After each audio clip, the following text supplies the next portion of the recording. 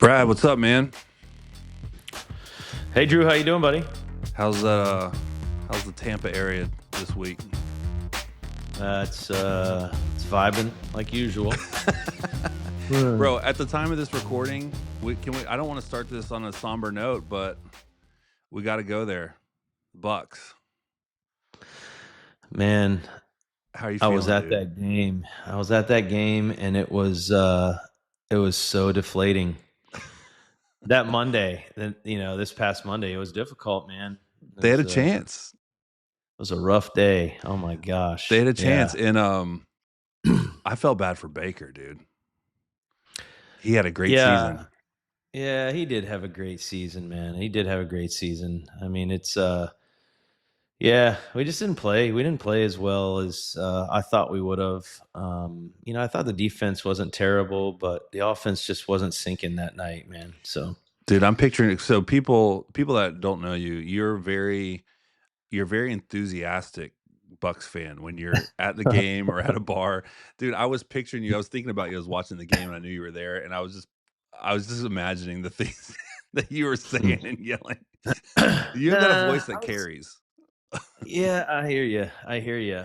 I had a few things to say, but in my older age, man, I'm just not. I don't get quite as crazy. It was funny. There was a guy sitting behind me that finally told me, he's like, "Hey, buddy, I need you to stop standing up." Oh And I no. said, and I was like, "Sir, with all due respect, I paid so much money for these seats. There is no way that you're going to get me to stay seated in a playoff game.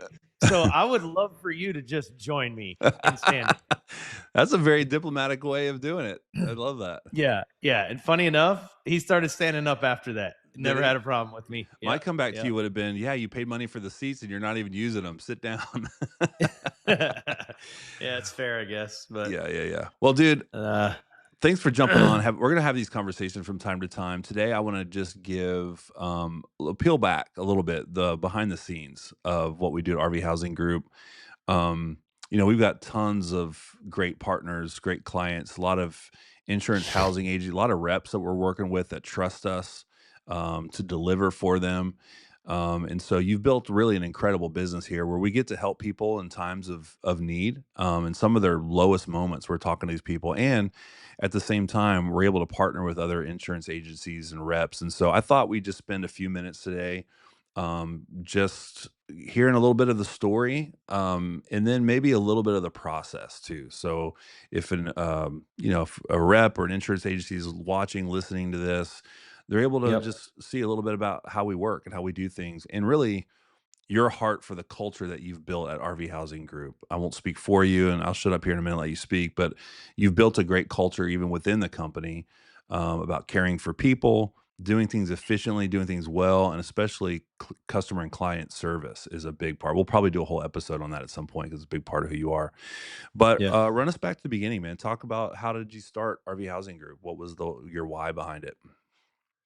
Yeah. So, we were in the RV. I've been in the RV business for about 15 years now, and at the time, I was running a successful like short term, vacation rental RV company, and this was back, prior to 2017. Well, then 2017 happens, and Hurricane Michael Yeah. hits Panama City area, and I did a lot of business up in that area, but more with the vacation rentals. There was just such a need there, and doing all that business and traveling there multiple times just really opened my eyes to the need for long-term housing. Right? Mhm.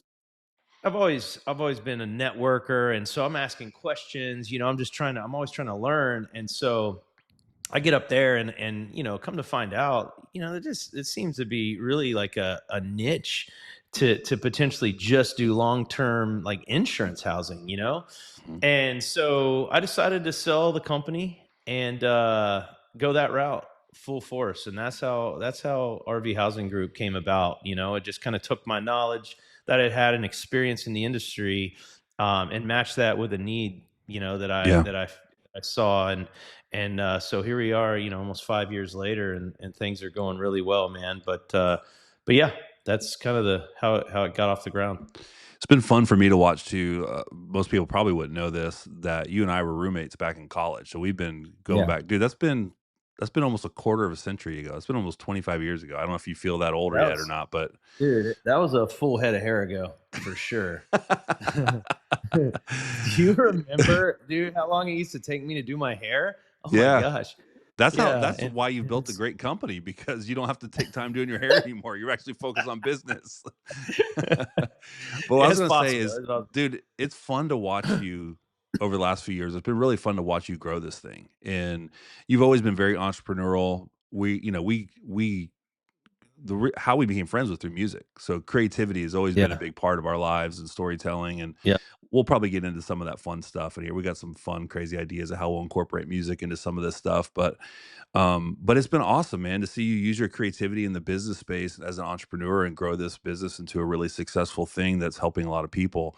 And so it's been fun to cheer you on. Most people that are going to be watching or listening to this are going to know, for the most part, what it is that you do, because they're in the insurance space. But for those that Sure. may not, unpack a little bit about just the mission and the kind of the services of RV Housing Group.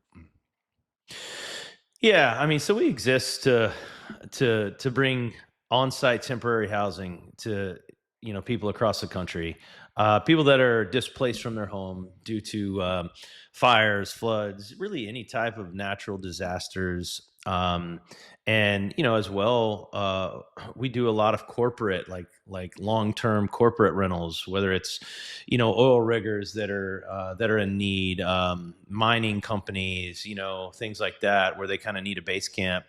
So it's kind of any and all of that. But I would say probably the most part, the most of our business is really in the insurance space, Mhm. and that's kind of where we've geared geared our efforts, I would say. And really tapping in and understanding how we can be a great partner to our clients. Um, and so what we do is we provide on-site housing. So we'll bring an RV in for the family to live in, set it up on their property, handle it while it's there, make sure that we manage any issues that come up while they're in it. And then when they're done, when they're done, that's pretty much it. We pick it up and it's on to the next one. So Yeah. Well, and a lot of people don't know that you have a team of people too helping you in this business and run this business, and part of it also a tech team, like be able to handle issues as they come up throughout the process and really kind of remove the headache from the insurance partners that we have, and really help a yeah. seamless, from the process to move in all the way to when they move out, all those things. We have systems and processes for all those things. But with that said, what would you say is some of the differentiators and how you've grown this company to being the leader in this space nationwide? What are some of the things that have set you apart? Yeah, I think hiring the right people is a big differentiator, right? I mean, you hire people, but if you hire the right people, that's a bigger deal, right? So I think certainly that we want to get people that are empathetic and that really have a heart to help people, because man, if you don't, we're just Hmm. people are going to pick up on that, right? They're going to know you're talking to people every day. Our team is talking to people every day that are sad and emotional and distraught, and Hmm. so if you can't really try to put yourself in their shoes, I think that's a fail, and I think they'll sense that. And so that's certainly one thing, is just having the right people on the bus. Hmm. um the other thing is just service, man. We are it comes from the top with me, but all of my team feels the same way. They really want to take good care of people, Right. and it's important to me that we're not another stumbling block for them in their situation that they're dealing with, right? That we Hmm. can stand out as a kind of a light in the midst of their darkness. Hmm.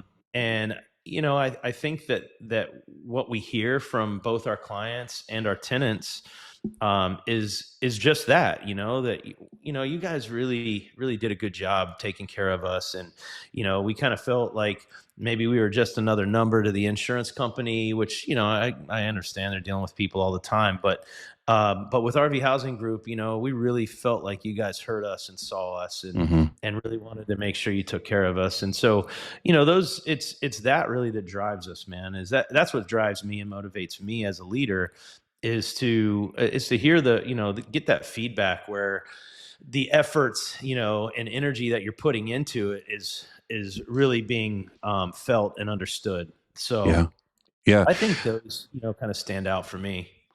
Well, and I mean, to your point, there's sometimes where we get on a phone call and there's quite a bit of time you have to spend as almost like a amateur therapist just listening to. I mean, some of these people Yeah, are in just absolutely. the worst moments of they've just had a fire or flood or something and they're in a tough spot, and it's kind of one of the rewarding parts of this job is getting to show up for those people in those really tough spots and not just jump right into business. Sometimes you got to spend 30 minutes to an hour on the phone just listening. They just need someone to hear them out Absolutely. and to vent, and you've Yeah. trained the team that way. And that's who I mean, I've known you to jump on planes and go to places to make sure a unit was working correctly or what the Yeah. customer needed or whatever. I mean, that's how much you care about it. You'll go to great lengths for that. And that's, like in leadership, that's a trickle down, right? I mean, it trickles down throughout the whole company.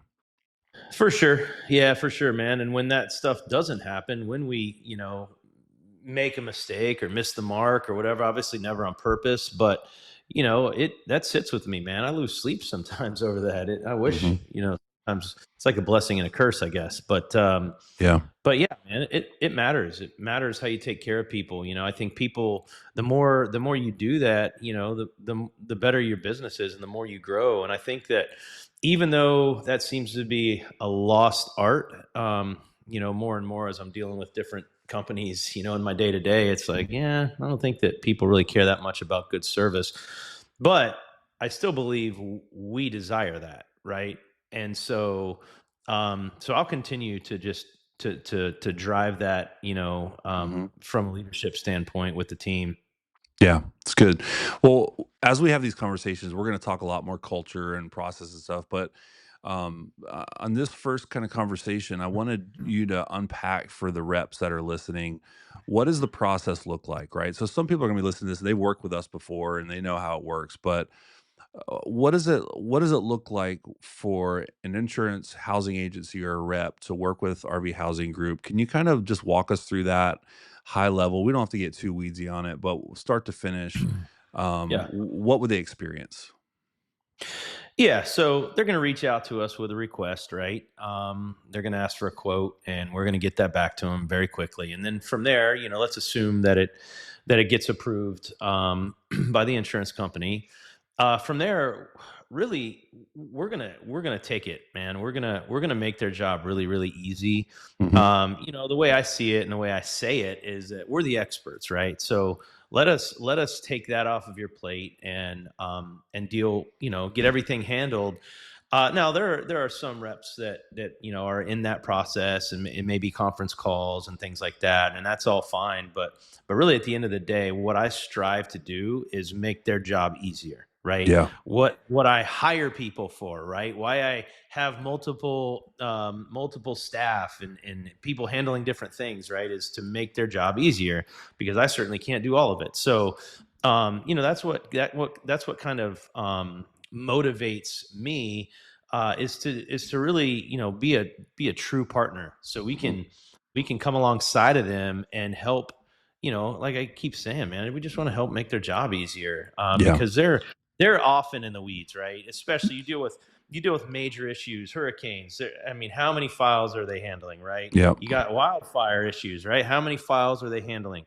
So if we can help, just kind of assist them and be kind of a helping hand in their situation, I think that brings a lot of value to them.